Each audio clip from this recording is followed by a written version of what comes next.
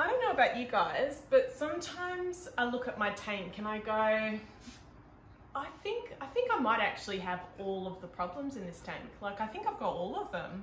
And I always like to look for the positive in life. And I guess, like, if I was to go to like a fish tank problems bingo night, I would hands down win that. Yeah.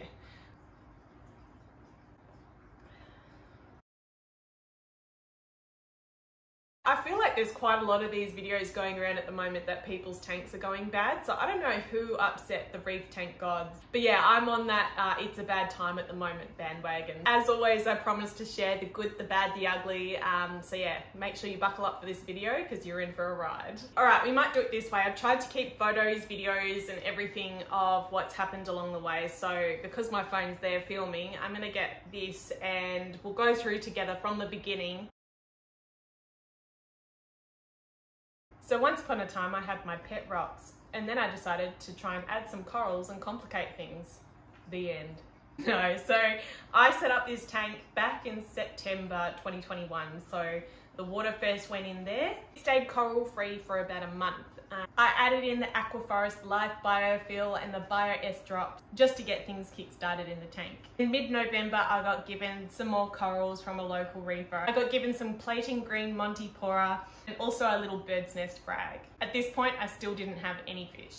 At the beginning of December, I was gifted a piece of strawberry shortcake coral and also some more cuttings of the bird's nest coral. Now, first of all, I'd like to mention the first mistake I made, and that was that I didn't glue down my strawberry shortcake frag. And that was because I wasn't sure where I wanted it, and I thought I'll just sit it up on top of here until I decide where I want it and then I'll glue it down. So sure enough, one of my snails knocked it off the top and it landed face down in the sand, and I didn't notice it was like that until about 24 hours later, and unfortunately it had gone completely brown, and yeah, I think it was too late.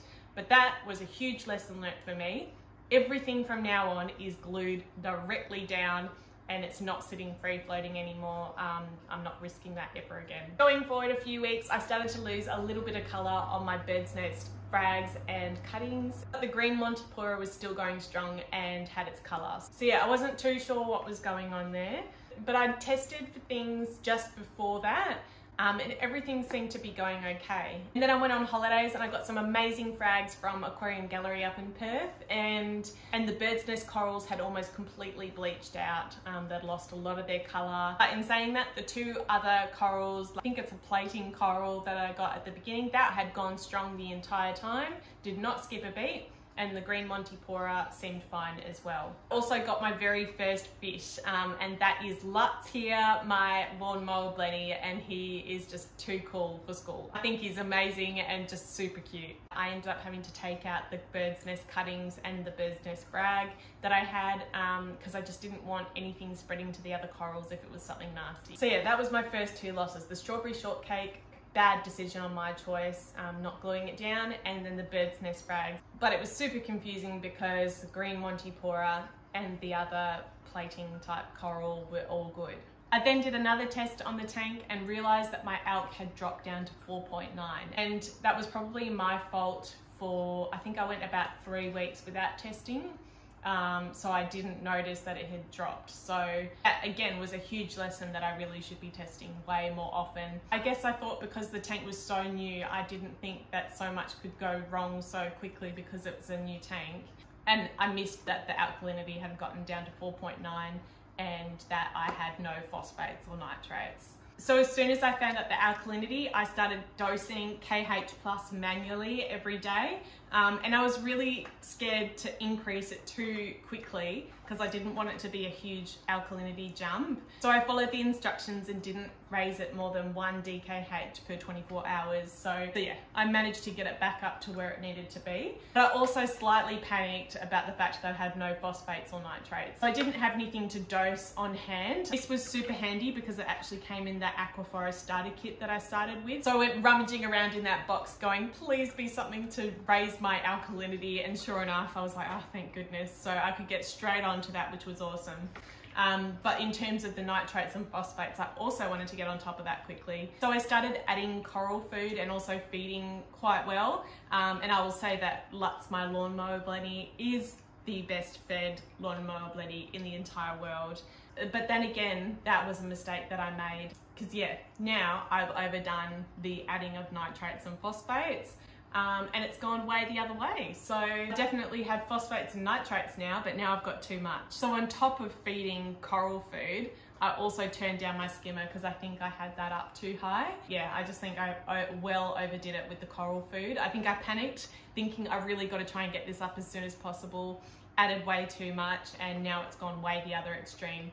Whereas I should have just gone little by little, tested it, you know, daily and seen the increments that it was going up by, rather than just dumping a bunch in there. And I think I panicked and I really shouldn't have, and I should have just done it slowly like I did with the alkalinity. Yeah, anyways, that's where we're up to. So yeah, on top of, you know, I lost those corals. Now I've got corals that's losing color. I just really have all my fingers crossed that I have, you know, gotten to this quick enough.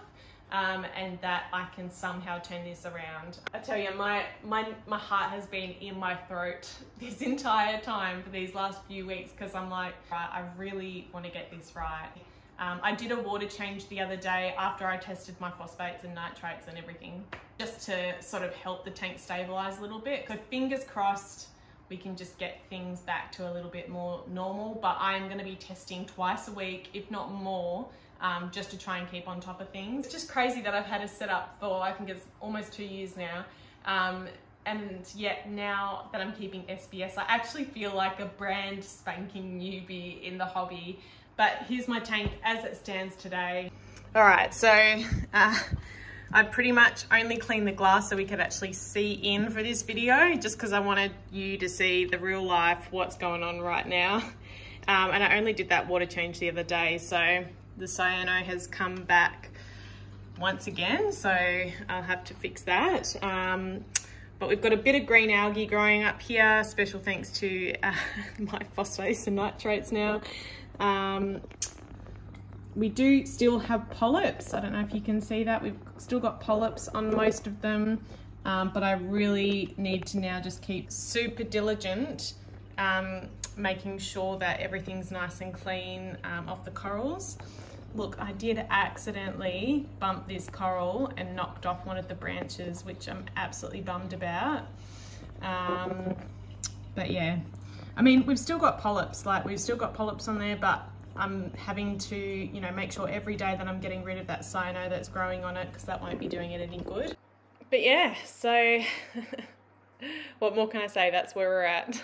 Thank you so much for watching, everyone. And if anyone ever has any suggestions on anything, please, please, please let me know. I'm purely just learning along the way and bringing you guys along my little journey. And yeah, we'll do another update in a few weeks, hopefully with a little bit more positive news.